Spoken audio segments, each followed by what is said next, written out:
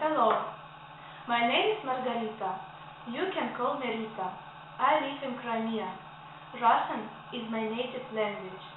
Even though I'm not a professional teacher, I will do my best to help you with learning and understanding such a complicated language as Russian.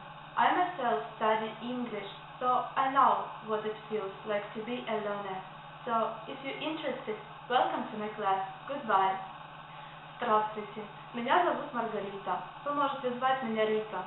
Я живу в Крыму. Русский– мой родной язык.